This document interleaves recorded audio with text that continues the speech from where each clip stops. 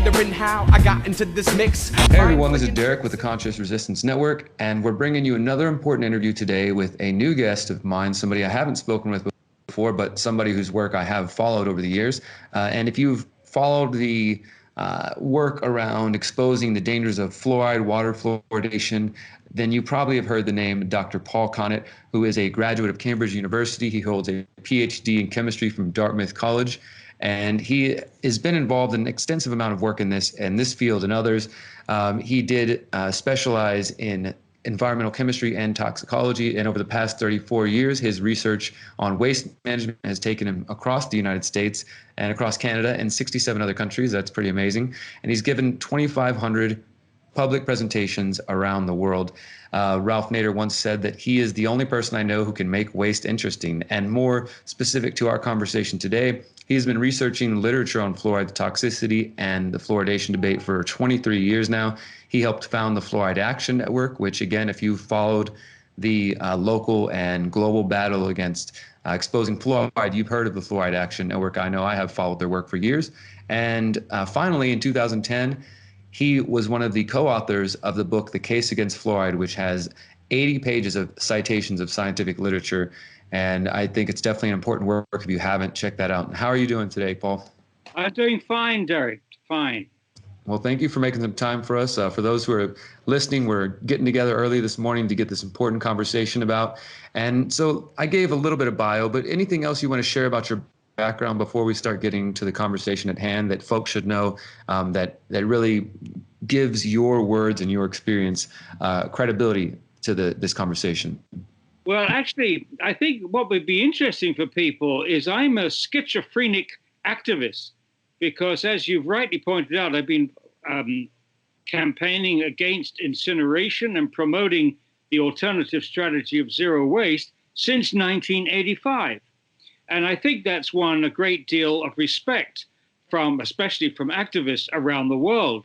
But when I took the step of getting involved in fluoridation in 1996, suddenly my world was divided in two. On the one hand, I was respected for what I had to say about dioxin and the dangers of incineration, the toxic metals, and so on.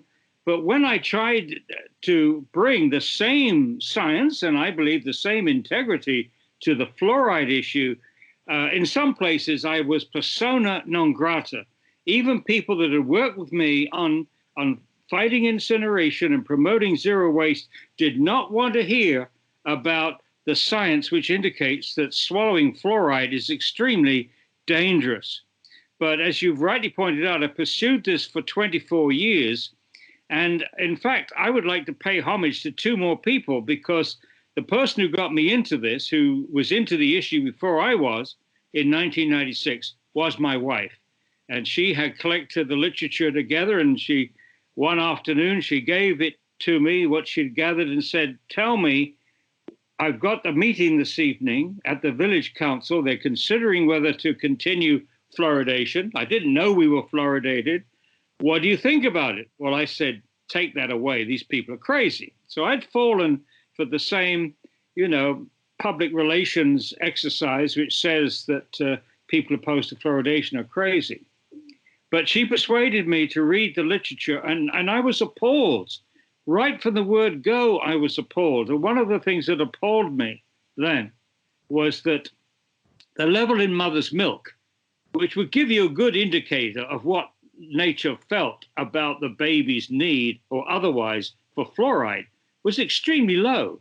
It was less than 0.01 parts per million, which means that when you bottle feed a baby using fluoridated tap water, you're giving the baby over 100 times the level that Mother Nature feels safe for the baby. So I was shocked by that. And it seemed to me that it was more likely that nature was right in protecting the newborn baby from fluoride than the dental bodies and other people promoting fluoridation who felt that the earlier the better. Give fluoride to pregnant mothers and give it to babies, it doesn't matter. So the first homage then is to my wife. She got me involved in this. I was shocked when I read the literature she gave me. And I remember on the way to the village meeting that evening in Canton, New York, I said to her, this is going to be easy. I said, when people hear what I read this afternoon, and by the way, this 1996 coincided with the first two IQ studies from China and also an animal study from Phyllis Mullinex. I said, when they hear what I read this afternoon, there's no way they're going to continue. This is going to be easy. Well, that was 24 years ago. But we did get it out of Canton, but it took us over 7 years to get it out of Canton. And we're still trying to get rid of it from the rest of the world. Now, the other person I want to pay homage to, and there are many others, but one in particular, I'd always hoped that one of my kids would grow up and become an activist and help us in one of our issues. And never did I believe for one moment that one of our kids would grow up and actually be better than us at everything to do with activism. He is better at researcher, better a writer, better videographer, better, obviously better with computers. Anybody under 12 is better than I am on all that stuff. But my son, Michael, he came up to us one day and said, I'd like to help you with the fluoridation issue. And we were staggered. My God, why? We didn't think you were interested. Oh, yes, I'd like to do it. Well, he spent the next 8 years hosting our webpage. He started our webpage, the fluoridealert.org, and I urge people to go to that, fluoridealert.org. It's science-based, no conspiracy theories, science-based. And he spent 8 years developing the largest database on the health effects of fluoride in the world, bigger than our governments. And he did this for 8 years. By the way, he had little training in science. He had the introductory course to astronomy at his university. And so he didn't have a huge background, but he was able to absorb all the literature, Derrick. Now, run the clock forward to 2008. He did this for 8 years. His swan song was a lovely videotape he made, Professionals Opposed to Fluoridation. It's 15 scientists from around the world. That's on our website. If you're in any doubts about this, listener, go to that videotape and see what scientists from around the world are saying about this practice of putting fluoride in the water. Yeah, I appreciate you bringing those points up, Paul. And again, definitely do check out fluoridealert.org. I can say as well from my perspective as a journalist, it's the same thing. If you start trying to go down the fluoride, rabbit hole, as it were, and write about this topic, you definitely get labeled a conspiracy theorist, or you're just wasting your time. And again, there's no speculation. I was looking at my most recent article from a month ago in January. New studies indicate exposure to fluoride affects IQ of infants and sleep patterns. And previous studies have shown the same thing. All I did was point to some of these studies and didn't make up any facts, quoted the researchers.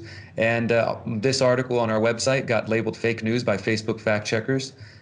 So this is the sort of thing that we're dealing with. So I appreciate your dedication to this issue and your family's dedication. Well, the reason I brought up Michael there is that in 2008, he suddenly said, I'm going to become a lawyer. So he did great work for us for 8 years, and then said, I'm going to become a lawyer. He did. He graduated from Temple in Philadelphia, and now he's working for a tort law firm in Los Angeles. And whilst he was working there, this is a few years ago, he decided that the way to tackle this issue of fluoridation legally was to petition the EPA under TSCA. Now, TSCA stands for Toxic Substances and Control Act. And there's a wonderful clause in that which allows individuals and organizations to petition the EPA, to petition them to forbid the particular use of a particular toxic substance. And so he petitioned to have the EPA prohibit the deliberate addition to fluoride to the water. It had nothing to say about what to do with natural levels, but you shouldn't be allowed to deliberately add this neurotoxic substance. And this was in late 2016. He laid out all the developing neurotoxicity studies from around the world, the animal studies, the biochemical studies, and of course the human studies. That was in 2016. The EPA rejected the petition, but they rejected it on the basis of science, which was wonderful for us, because then we could take this to federal court and challenge their rejection of our science. Now, what has happened since then, this is late 2016, is the science on our side has got probably 100 times stronger with the studies that you've now cited. The Bashash study from 2017, this was on pregnant women. They measured the urine fluoride levels in the urine of the pregnant women, and also the IQ of their offspring when they arose at age of 4 and between 6 and 12. Very strong relationship. The higher the level of the fluoride in the mother's urine, the lower the IQ of the children. A very robust study done by leading experts around the world. And believe it or not, it was actually funded by the NIH, the NIEHS, and the EPA. Well, the EPA continues to promote fluoridation, and the NIH, this is their policy, and it's been their policy for 75 years, starting with the US Public Health Service. So it's extraordinary that this multi-million-dollar study funded by the very agencies that promote and defend fluoridation came out with this devastating result, that the higher the exposure of the pregnant mother to fluoride, the lower the IQ of their children. Now, the proponents, the ADA, American Dental Association, go, oh, this is in Mexico City, doesn't count. It's not relevant to the United States. The levels are much higher. Well, within a few months, a study came out from Canada measuring the urine levels of fluoride in pregnant women throughout Canada, and lo and behold, the average level in the fluoridated communities in Canada is the same level that was in the study in Mexico City. And then it's got worse and worse from the people that believe that fluoridation is safe, because the study has now been reproduced by Green and others in Canada. In Canada, they've essentially got the same result. And there have been two other dramatic studies. There was a study done by Riddle, again in Canada. So we're talking about North America here, a study done in Canada, which showed that the prevalence of ADHD was 300% higher in children, in adolescents, in fluoridated communities compared to non-fluoridated communities. Another government-funded study, very robust. And of course, since then, we have another study from Canada. This is 2020, which shows that if you bottle feed a child in a fluoridated community in Canada and compare their IQ with a bottle-fed baby in non-fluoridated communities, there's a lower IQ in the bottle-fed babies in fluoridated communities. In other words, just having fluoride in the bottle-fed baby's diet does lower their intelligence.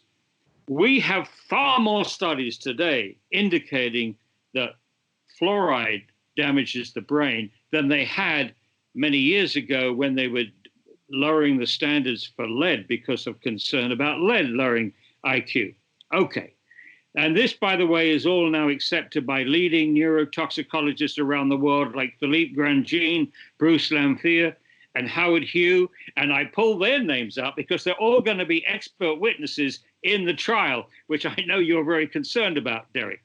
So this trial, they're suing the EPA to force them to prohibit the deliberate addition of fluoride to the drinking water, begins on April the 20th in San Francisco. It goes on for 2 weeks.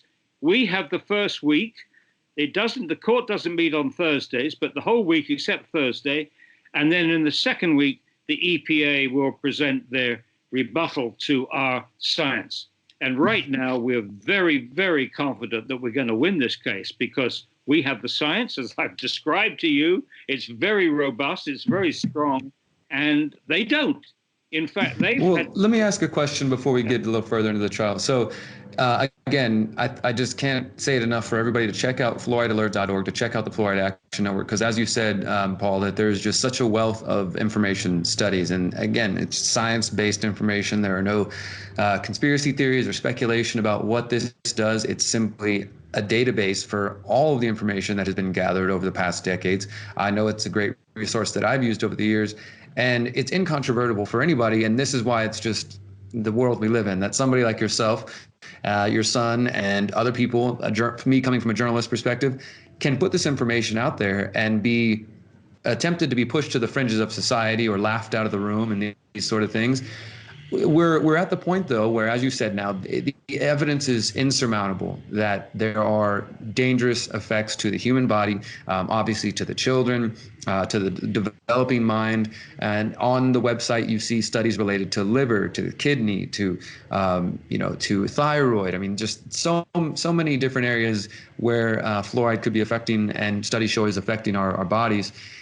Before we get into the deeper aspects of this trial, because I think this is a historic moment for those who've been in the United States and elsewhere and who've been trying to fight on the local level. There have been piece by piece where some people might have been able to, like you said, in Canton, get rid of it in one town, or lower the levels, or these sort of things. And so people have been fighting piecemeal for decades now, and facing heavy resistance. Where I'm at in Houston, Texas, they definitely don't like us coming there to talk about getting rid of fluoride in the water.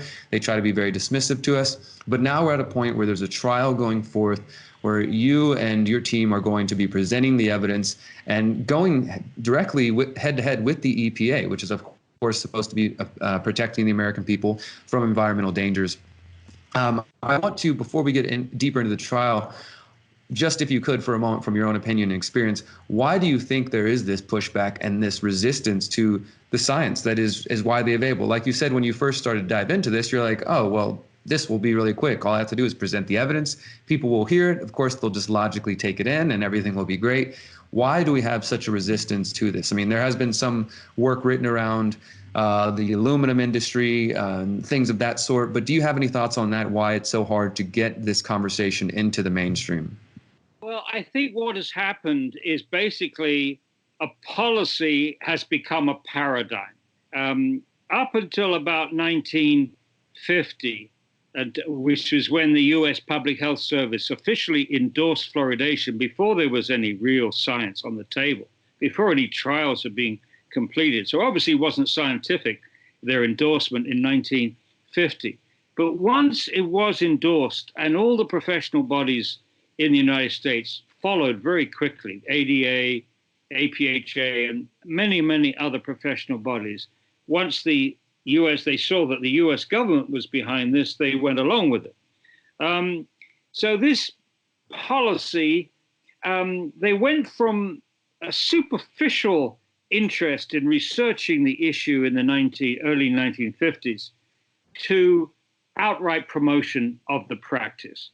And I like to say this: when policy becomes king, science becomes a slave. And it's very, very difficult to get a bureaucracy to change a policy. But think about it. The people in the middle know that their job is to promote policy. If they question policy, then they don't get very far in that organization. And the people are worried about keeping their jobs. They keep worried about what happens to their pension and so on. So there's a way of keeping the middle levels of bureaucracy in place. At the top, you're looking at political appointments. And so they too adopt the policy. They know they can't mess around with that.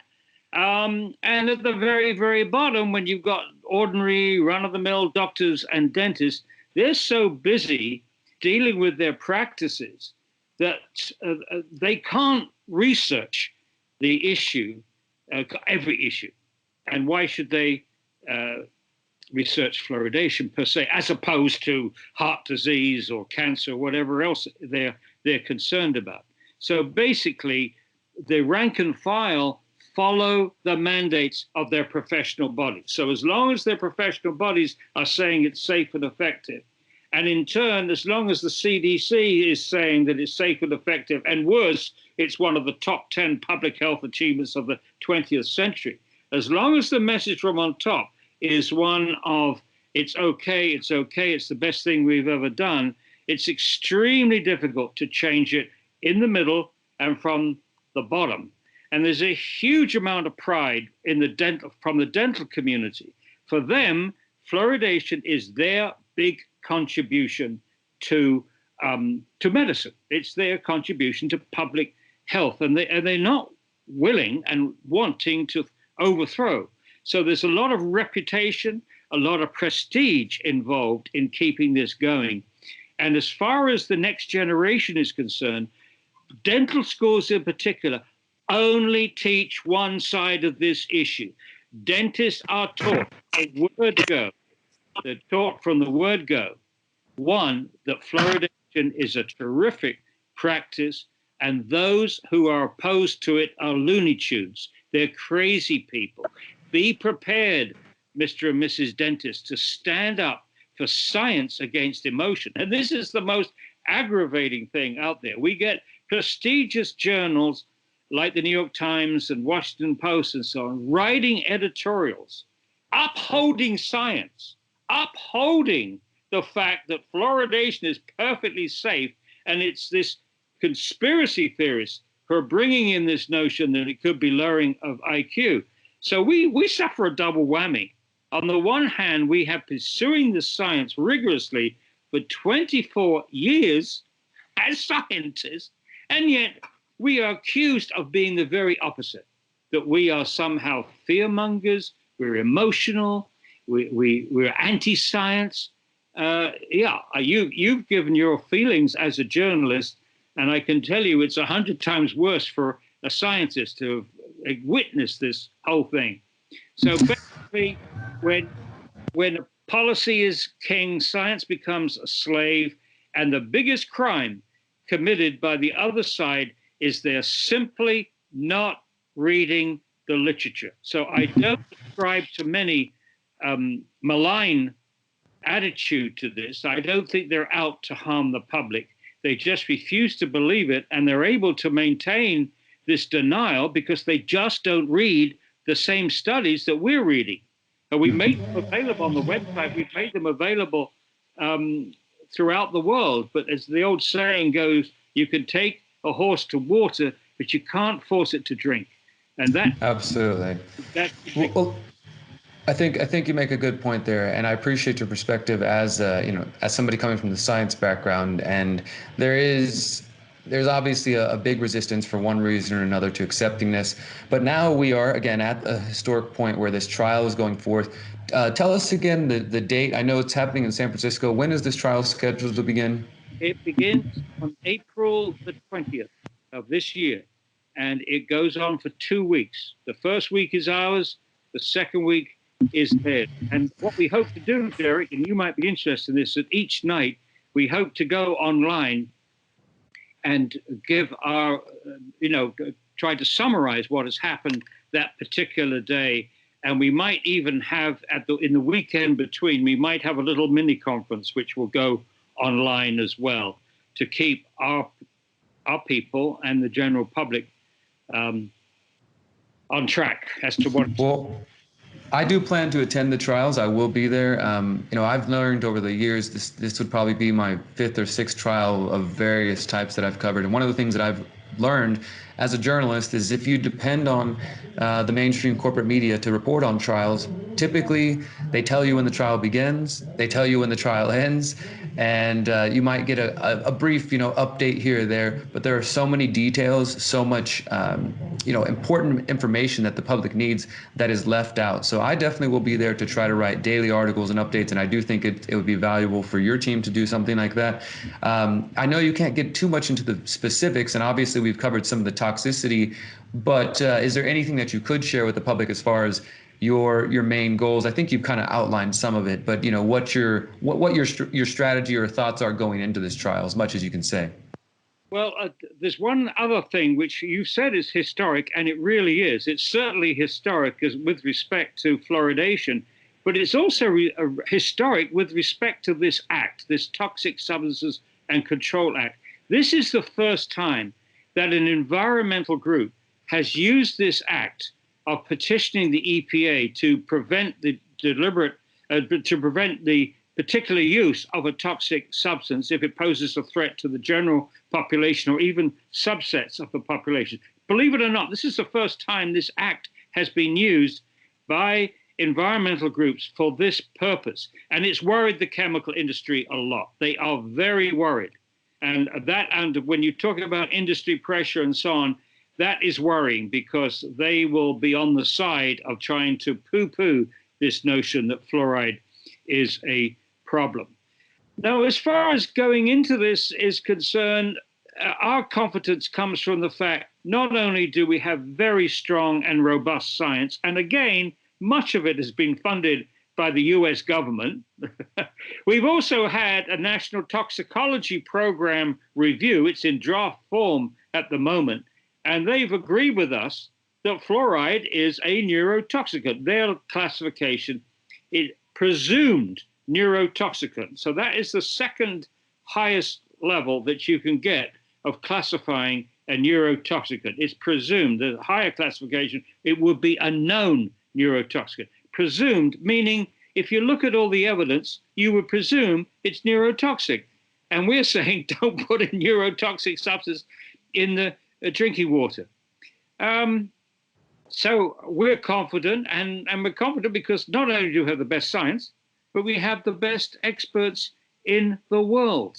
And another thing that's happened over the last few years, it used to be the third rail for a researcher to get involved with research on fluoride because they were ostracized, they were frightened of losing their grants and so on. So scientists kept away from the fluoride issue. Largely when Phyllis Mullinex, who did the first animal study to show that fluoride affected the brain, published in 1995, once that paper was accepted for publication, she was fired.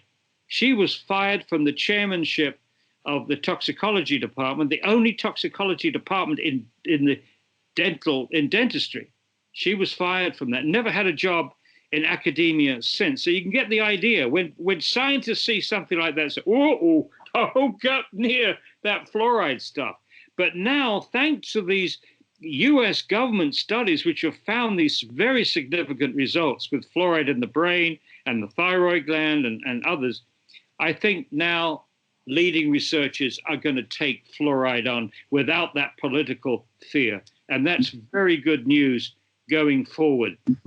Absolutely. Well, you know what, Dr. Paul Connett, again, check out fluoridealert.org, audience, you guys, if you haven't seen the website before. We're going to have to leave it there for now, but is there anywhere specific on the website where people can find updates on the trial or just generally the fluoridealert.org? If you go to fluoridealert.org, there's a series of revolving, trending topics. And in those topics, you'll find most of the key IQ studies and so on, and also details about the court case. We try to keep that updated fairly regularly. So that would be one place to go. If you're a scientist and you really want to get into more of this, go to the researchers button on the top right-hand corner, and that will lead you eventually to our health database. All the work is done for you. All 64 IQ studies, which we now have, which have shown a lowering of IQ, they're all accessible. My wife has produced a huge table describing every study and linking to the ones which are available. And finally, if you're not a scientist, but you want to get more background material, I think the way to do it is to go to Fan TV in the middle of our homepage on the top, click on that, and you'll find a plethora of videos, including interviews with leading scientists around the world and much else besides.